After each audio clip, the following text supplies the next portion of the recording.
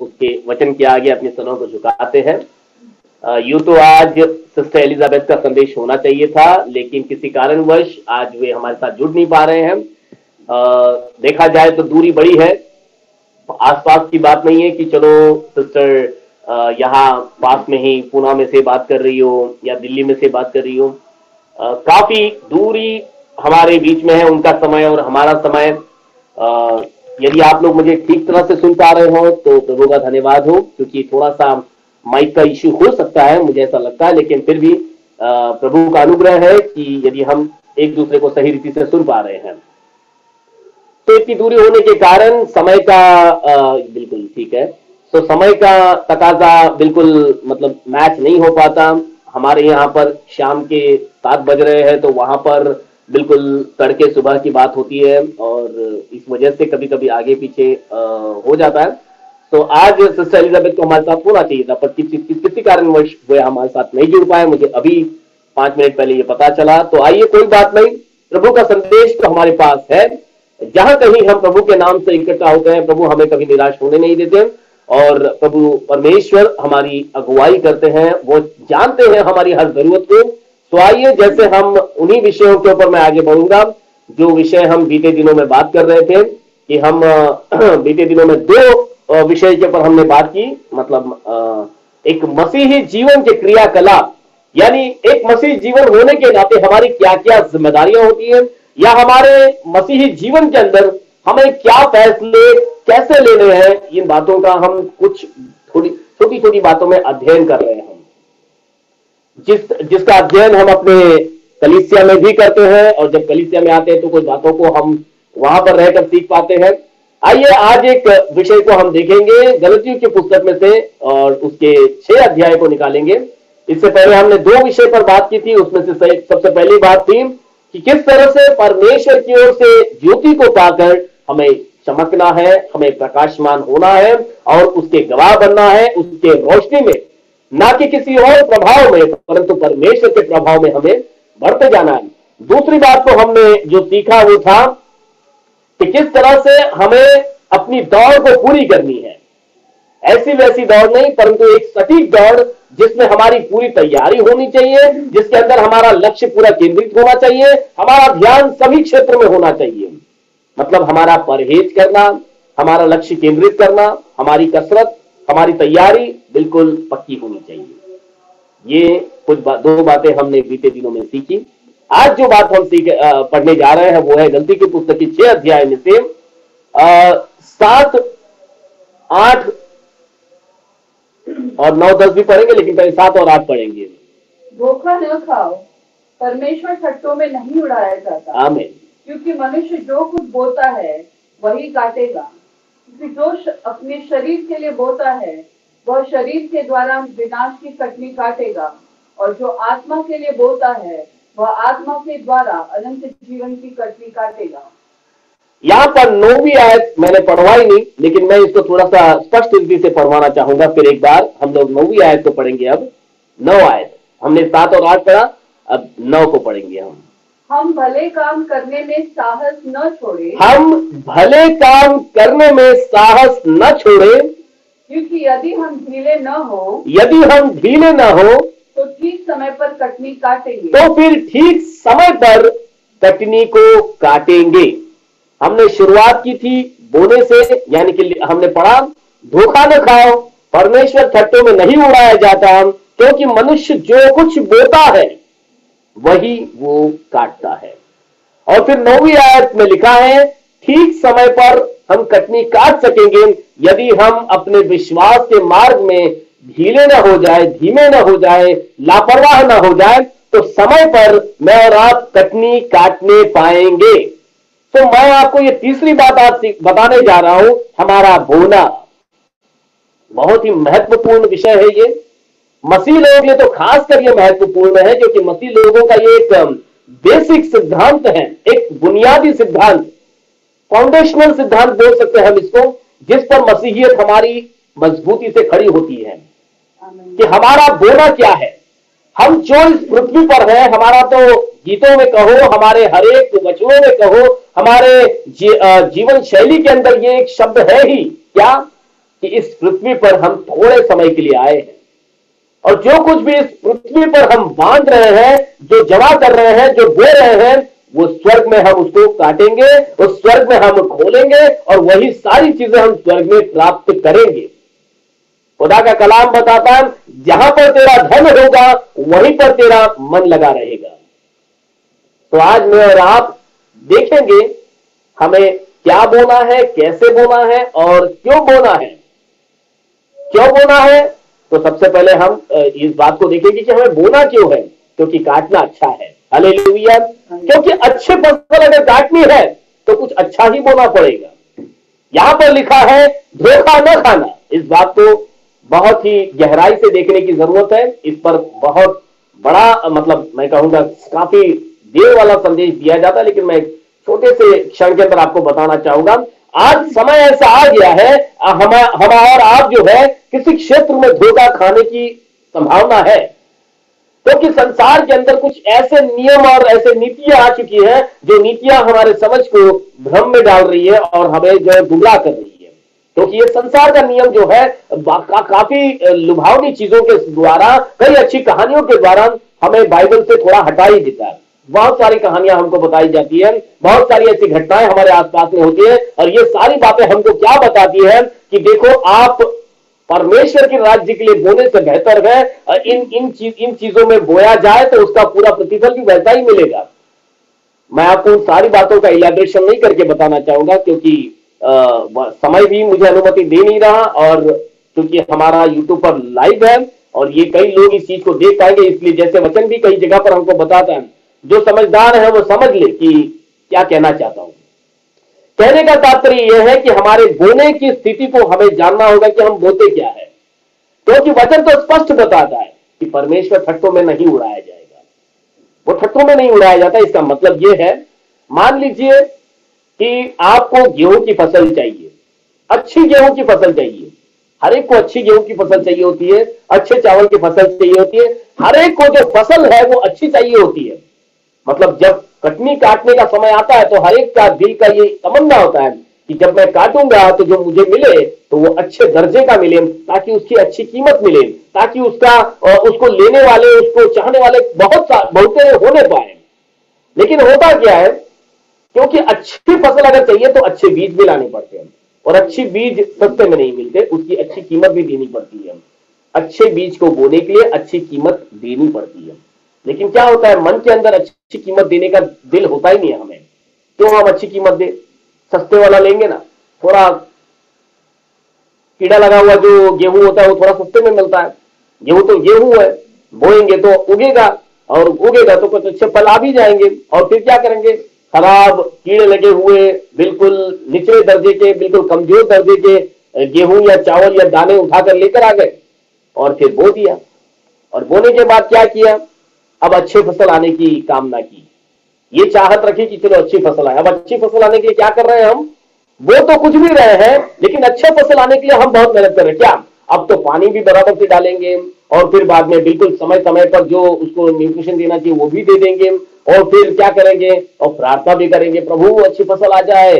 और फिर क्या होगा, 4 महीने के बाद चमत्कार हो जाएगा, जो बोया था उससे भी एकदम 4 गुना बेहतर वाला गेहूं आ जाएगा। कैसा होगा क्या, अगर खराब गेहूं बोया है, यदि खराब दाने बोए हैं, तो पौधे में से जो फल आएगा वो भी खराब ही दर्जे के आएंगे, कोई अच्छे दर्जे के नहीं आएंगे।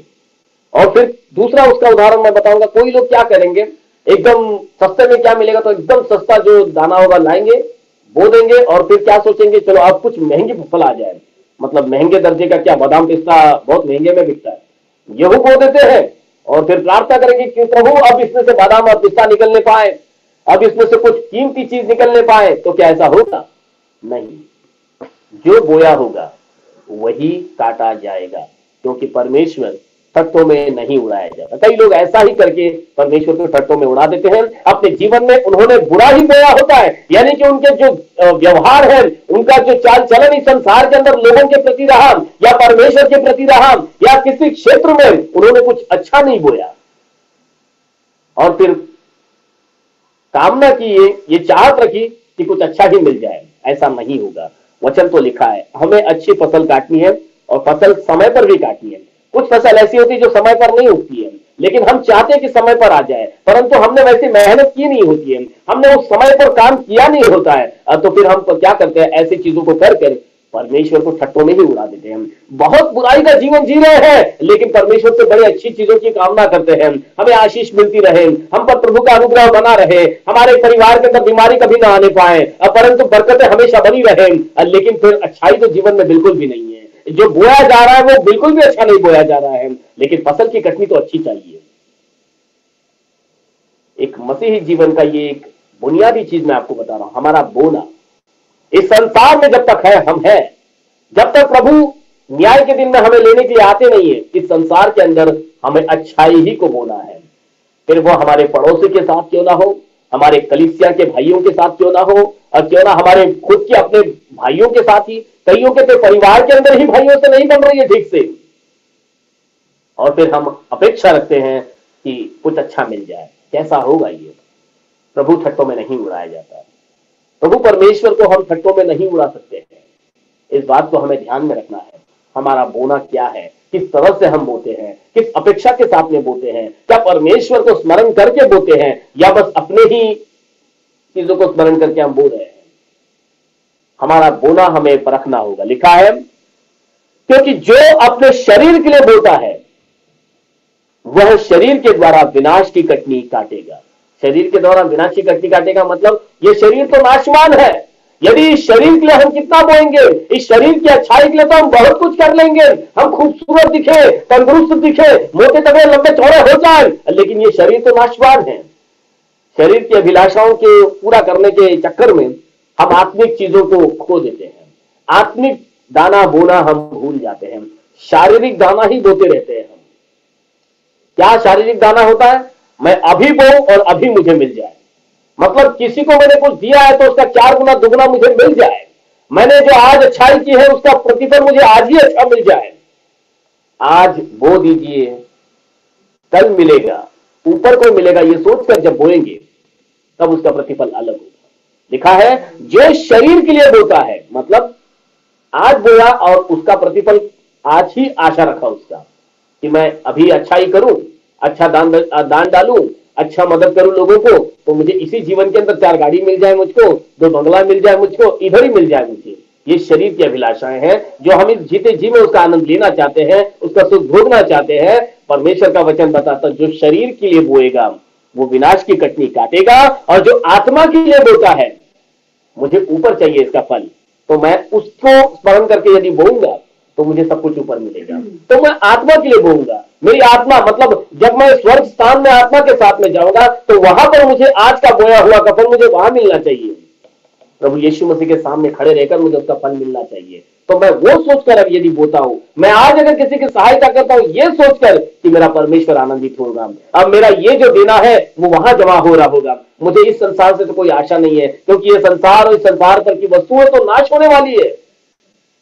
मेरा शरीर भी धीरे धीरे ढलता जाएगा, मैं भी बूढ़ा होता जाऊंगा, और आज जो इतना अच्छा लग रहा था कल वो उतना अच्छा लगेगा नहीं। सब कुछ बदलता जाएगा, जबान का टेस्ट बदलेगा, नजरिया बदलेगा, ये शरीर जैसा जैसा बूढ़ा होता जाएगा सारी चीजें बदलती बदलती जाएगी। हालेलुया। सो हम कैसा बो रहे हैं, क्या सोच कर बो रहे हैं? बोना जरूरी है, लेकिन कैसा बो रहे हैं ये हमें स्मरण करना है। लिखा है, हम भले, ऐसा लिखा है, जो आत्मा के लिए बोता है वह आत्मा के द्वारा अनंत जीवन की कटनी काटेगा। आत्मा के लिए जब हम बोएंगे तो आत्मिक का मतलब अनंत जीवन के अंदर प्रवेश करने के लिए हम बाध्य हो जाएंगे। उसके नीचे का वचन 9वीं आयत जिसको मैंने आपको स्पष्ट रीति से पढ़वाया था वो ये, हम भले काम करने में साहस न छोड़े। तो आज जो हम जो करें भलाई के साथ, आपके शब्दों में भलाई हो। कई लोगों को एक मिसअंडरस्टैंडिंग क्या होती है, मैं सिर्फ लोगों को जब कुछ पैसे बांटूंगा उसी में भलाई होती है। नहीं, बिना 1 रुपया भी दिए आपकी भलाई प्रकट हो सकती है। जब आप अच्छी बातों के साथ किसी को तसल्ली दोगे, जब आपके बातों के अंदर लोगों को जीवन मिलेगा, वो भी एक तरह की भलाई है। आप गिन लीजिए क्या बातें हैं ऐसे आपके जीवन के अंदर जिसके द्वारा दूसरों को आनंद मिल सकता है, खुशी मिल सकती है, नया जीवन मिल सकता है, यीशु मसीह मिल सकता है। आप में वो अच्छाई लोगों के लिए भलाई बन जाती है। आपके पैसे से नहीं मैं कह रहा हूं। कई बार लोगों का एक गलत धारणा होता है, मैं किसी को 100 रुपए दे दूंगा या 500 रुपए दे दूंगा, 1000 रुपए की मदद कर दूंगा तो वो भलाई हो जाएगी, वो भलाई में गिना ही नहीं जाएगा। हालेलुया। भलाई आपके विचारों से नापी जाएगी, आपके व्यवहार से नापी जाएगी, आपके शब्दों से नापी जाएगी, क्योंकि याकूब की पुस्तक की 3री अध्याय तो बताती है आपका जबान कितना खतरनाक है। वो इस जबान से तो वनों में आग लग जाती है, इस जबान को तो वनों में आग लगाने वाले तीली का जो उपमा दिया गया है, बड़े बड़े जहाजों को मोड़ देती है, बड़े बड़े युद्ध तो इस जबान से ही हो चुके हैं। मैं आपको बताना चाहता हूं, हमारे शब्द किसी के लिए आशीष बन जाए, यही हमारी सबसे बड़ी भलाई का काम होगा। लिखा है हम भले काम करने में साहस न छोड़े, चाहे कितनी मुसीबत क्यों ना आ जाए, कितने निंदाओं को क्यों ना सहना पड़े, कितना अपमानित क्यों ना होना पड़े, कितना नीचे की ओर क्यों ना जाना पड़े, परंतु साहस न छोड़े, भलाई करते रहे। मतलब लोगों को आशीष हमारे शब्दों से, व्यवहारों से मिलती रहे, चाहे हम कितना, क्योंकि हम तो गीत गाते हैं, तू बढ़े मैं घटूं, लेकिन घटना तो बिल्कुल नहीं है हमको। मुझे ऐसे कैसे बोल दिया उसने, मैं तो छोड़ूंगा ना, जिंदगी भर मैं उसको छोड़ूंगा नहीं। एक बार अभी तो कुछ नहीं, लेकिन दिमाग में हमेशा बना रहेगा मेरा। बिल्कुल भी हम नीचे होने को तैयार नहीं है हम। तो तू बढ़े क्या और मैं घटूं क्या, बात तो वही की वही रह गई है। हम क्या बो रहे हैं और क्या काट रहे हैं। खुदा का कलाम बताता है कि परमेश्वर ठट्टों में नहीं उड़ाया जाता। हम अपने आप का परीक्षण कर ले, क्या हम परमेश्वर के ठट्टों में उड़ा रहे हैं, क्या हम सही बो रहे हैं या गलत बो रहे हैं। आज का हमारा बोना, कल हम क्या कटनी को काटेंगे, हमें इस बात को अपने जीवन में स्मरण करना होगा। लिखा है क्योंकि यदि हम ढीले ना हो, यहां पर यह बात भी आपको समझ के चलना होगा। इंग्लिश में क्या लिखा है आई डोंट नो, इंग्लिश में पढ़ना जरा, 9वीं आयत उसका 9, Galatians chapter 6:9.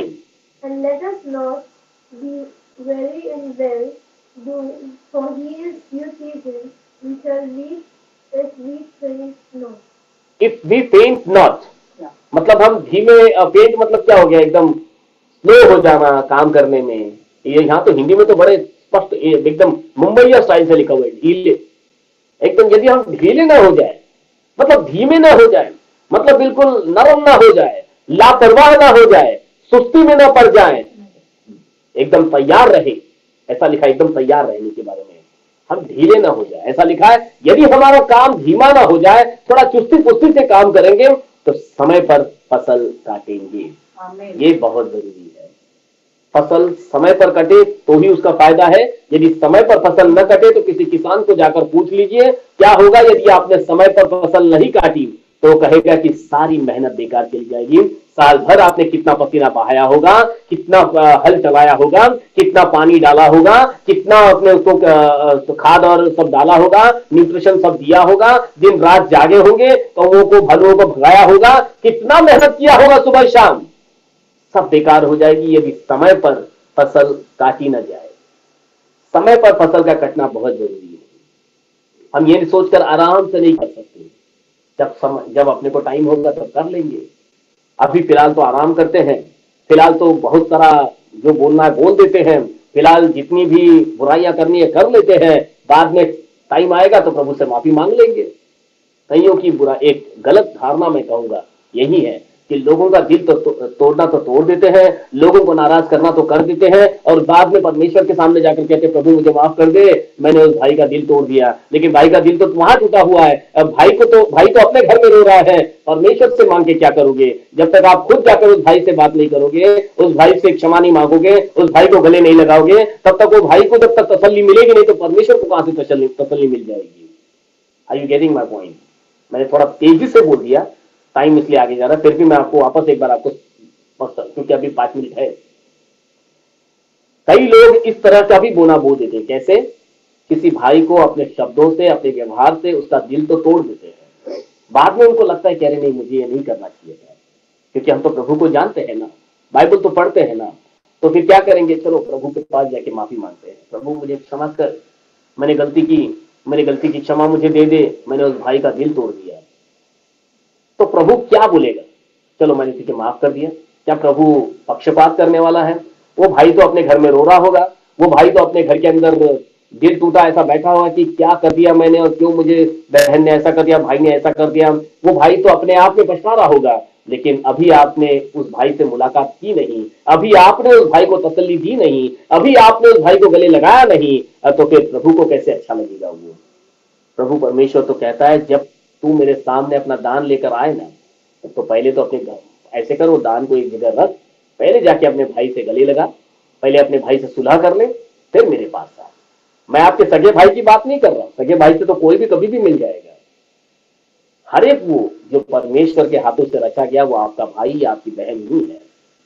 आपके क्या कहते हैं, आपके प्रभु में आपके वो लहू के रिश्तेदार ही है। तो हर किसी के साथ में आपको व्यवहार वैसा ही करना जैसा परमेश्वर आपसे चाहते हैं। वो चाहते हैं कि पहले तू सुलह कर ले अपने भाइयों से जिनको तूने नाराज किया है। यह भी हमारा एक प्रकार का बोना ही है। हम क्या बो रहे हैं और क्या काटने वाले हैं। बोना यहाँ पर है, काटना वहां पर है, क्योंकि यहाँ पर जो हम जमा करेंगे, लिखा है तू जो पृथ्वी पर बांधेगा वो स्वर्ग में खुलेगा। तो हमें पृथ्वी पर क्या बांधना है, क्या बोना है, जिसकी कटनी या जिसका खोलना वो स्वर्ग में होगा। मैं आपको यही बात बताकर आज की शाम की आराधना समाप्त करना चाहूंगा। धोखा न खाना, क्योंकि परमेश्वर ठट्टों में नहीं उड़ाया जाता। Remember this word always. कई लोग जानने में कहो या अनजाने में कहो परमेश्वर को दुख पहुंचाते हैं, ठट्टों में ही उड़ा देते हैं। ठट्टों में उड़ाना मतलब ऐसे नहीं कि हम कुछ बोलकर निंदा करते परमेश्वर की, वो तो बहुत ही बड़ा गुनाह है ही, लेकिन हमारे व्यवहार में भी हम परमेश्वर को ठट्टों में उड़ा देते हैं। There are a big list, मेरे पास समय नहीं है कि किन किन बातों में हम परमेश्वर के ठट्टों में उड़ाते हैं। ये किसी दिन जब हम मिलेंगे कलीसिया के अंदर, स्टडी के अंदर, जब मौका मिलेगा जरूर मैं इन बातों को आपके सामने रखूंगा कि ऐसी क्या क्या बातें हैं जिनके द्वारा हम परमेश्वर के ठट्टों में उड़ा सकते हैं। आप भी इस बात की लिस्ट बना सकते हो।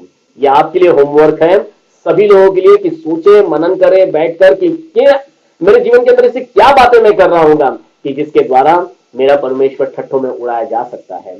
उन बातों को आज हम ठीक करें, क्योंकि हमें अच्छा बोना है, क्योंकि अच्छी कटनी काटनी है।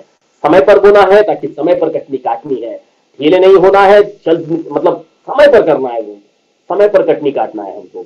तो यीशु मसीह इस वचन के पढ़े जाने पर हम सबों को आशीषित करें। कल के लिए मैं आपको बताना चाहूंगा, कल सिस्टर मिलर शाम को हमें संदेश देंगे। इस बात को आप स्मरण रखिएगा। तो कल शाम को हम प्रार्थना के साथ फिर से इकट्ठा होंगे। और आइए आज के शाम में मैं चाहूंगा कि कौन हेमा प्रार्थना कर सकते हैं क्या आप? सिस्टर हेमा? हाँ, लीडर्स इन प्रेयर, प्रार्थना में आइए अपने आप hallelujah, praise the Lord, praise the Lord, praise धन्यवाद धन्यवाद धन्यवाद आपके नाम को। सुंदर से शाम को, सुंदर सा समय राजा आपने हमें दिया, धन्यवाद कहते हैं। अच्छे वचन के जरिए आपने हमसे बातें की यीशु मसीह, इसके लिए हम आपकी महिमा करते हैं यीशु राजा। हम किस किस तरह से यीशु मसीह आपके दिल को दुखाते हम नहीं जानते यीशु मसीह, मगर उन सारी बातों को आप हमें सिखाते हो, उसके लिए धन्यवाद कहते हैं यीशु मसीह। यीशु मसीह पास्टर के जरिए यीशु मसीह जो कुछ वचन हम रोज सुनते यीशु मसीह, उस पर चलने के लिए यीशु मसीह आप हमें सिखाइए कि हम आपकी महिमा कर सके और आपके नाम को धन्यवाद दे सके यीशु मसीह। इस जूम के जरिए यीशु मसीह हम जितने जन भी इस प्रार्थना को सुनते यीशु मसीह, एक एक को आप आशीर्वादित कीजिए यीशु मसीह। एक एक के जीवन से उस डर और भय को निकाल दीजिए यीशु मसीह, जो इस वायरस ने डाल रखा है यीशु राजा। यीशु मसीह ऐसे कई लोग हैं जो तकलीफ और परेशानी में यीशु मसीह, दुख और मुसीबत में यीशु मसीह, उन एक एक की आप रक्षा कीजिए यीशु मसीह। बीमारी को लेकर जो लड़ रहे यीशु मसीह, एक एक बीमारों के लिए मांगते यीशु राजा, उन एक एक बीमारों की आप रक्षा कीजिए यीशु मसीह, कि हम सभी मिलकर आपके नाम को हमेशा धन्यवाद दे सके यीशु मसीह। ये लॉकडाउन जल्द से जल्द खत्म हो जाए यीशु मसीह, ये बीमारी जल्द से जल्द खत्म हो जाए यीशु मसीह। ऐसे काम आप कीजिए यीशु मसीह कि हम भी यीशु मसीह आपके नाम को धन्यवाद दे सके यीशु मसीह। इस इंडिया देश की रक्षा कीजिए यीशु राजा, इस बढ़ते एक एक तकलीफ से, एक एक परेशानी से हमें बचाइए यीशु मसीह, कि हम आपके नाम को धन्यवाद दे सके। हे राजा के राजा, हे प्रभु के प्रभु यीशु मसीह, स्तुतियों के बीच विराजमान यीशु मसीह, सुंदर से समय के लिए धन्यवाद देते यीशु मसीह, जो समय यीशु मसीह आपने हम सभी के लिए दिया है यीशु मसीह। यही छोटी सी प्रार्थना यीशु मसीह आपके मीठे मधुर नाम से मांगते, सुनो और कबूल कर। आमीन आमीन आमीन। Hallelujah hallelujah Lord Jesus. प्रभु यीशु, फिर एक बार प्रभु आपके महान नाम को हम धन्य कहते हैं और प्रभु आपके अनुग्रह के सिंहासन के आगे अपने सरों को झुकाकर प्रभु आपको धन्यवाद के बलिदान चढ़ाते हैं प्रभु, कि आपने जीवन के वचन के द्वारा हमारी अगुवाई की प्रभु, कि प्रभु जैसे आपके वचन बताते हैं, जैसे आपके वचनों पर हमने मनन किया है प्रभु, इस वचन के अनुसार आपके लोग सिद्ध होने के लिए प्रभु एक एक को अपनी सामर्थ और अपनी आत्मा से परिपूर्ण कीजिए प्रभु, ताकि वे इस धरती के ऊपर, इस पृथ्वी के ऊपर प्रभु अच्छी फसल को बोने पाए प्रभु, ताकि अपने जीवन में प्रभु तो स्वर्गीय स्थान में एक अच्छी फसल को काटने पाए प्रभु। एक एक को अपनी पवित्र आत्मा से भरिए, अपने अभिषेक से भरिए, अपनी सामर्थ से भरिए प्रभु, ताकि संसार की कोई भी चीजें, कोई भी विरोध प्रभु यीशु मसीह, कोई तकलीफ है प्रभु, उनके प्रभु उनकी तैयारी को तोड़ने मोड़ने न पाए प्रभु, परंतु वे आप में सिद्ध होने पाए प्रभु। बच्चे, बूढ़े, जवान जितने भी आज इस आराधना में शामिल हैं, एक एक व्यक्ति प्रभु आपकी स्वर्गीय सामर्थ को प्राप्त करें और आपके अभिषेक को प्राप्त करें प्रभु। प्रार्थना करते हैं एक एक को अपने लहू से अभिषेक कीजिए प्रभु, आपके रक्त में ढापिए प्रभु, ताकि संसार में छाए हुए इस वायरस के चपेट में कोई भी न आने पाए प्रभु, परंतु आप में पूर्ण तंदुरुस्त और चंगाई का जीवन जीने पाए प्रभु। और प्रभु एक एक सुनने वालों को, एक एक प्रार्थना करने वालों को प्रभु यीशु मसीह आप अपने प्रार्थना योद्धा बनाइए, कि वे संसार के लिए मध्यस्थी की प्रार्थना करने के द्वारा इस संसार पर आपकी शांति को लाने पाए प्रभु। प्रभु इस संसार पर आपकी इच्छा को पूरी कीजिए प्रभु, सारी दुनिया का ताबा लीजिए प्रभु, आपकी कलीसिया का ताबा लीजिए प्रभु। और प्रभु जितने भी प्रभु इस आराधना में नहीं जुड़ पाए हैं उनके लिए भी प्रार्थना करते हैं, जो भी कारण हुआ होगा कि जिसके कारण में नहीं जुड़े, और प्रभु ऐसे सारे कारणों को आप हटा दीजिए, और प्रभु उनकी जो जरूरतें हैं उन जरूरतों को अपने दया के भंडार से पूरा कीजिए प्रभु। अब प्रभु अब तक भी आपने हमारी अगुवाई की, हमारे संग रहे, हमारी हर जरूरत को भी पूरा किया, ऐसे ही प्रभु आगे भी आपकी दया हम सबों पर बनी रहे। अब प्रार्थना हमारे उद्धार करता प्रभु यीशु मसीह नासरी के नाम से मांगते हैं, सब मिलकर कहें आमीन आमीन आमीन आमीन। स्वर्ग मर्त्य पाताल के खुदावंत प्रभु यीशु मसीह का अनुग्रह और उसकी दया, प्रभु यीशु मसीह की आशीषें और शांति हम सबों के संग प्रभु यीशु मसीह के दूसरे आगमन तक बनी रहे। आमीन आमीन आमीन आमीन। प्रभु यीशु मसीह आप सबों के संग रहे जब तक हम फिर से नहीं मिलते, और आप लोग जो मुझे यूट्यूब पर देख रहे हो प्रभु आप सबके संग रहे और गवाह बने प्रभु यीशु मसीह के अच्छी फसल को बोए और अच्छी कटनी को काटे। Praise the Lord, praise the Lord everyone. Brother Rohit, praise the Lord.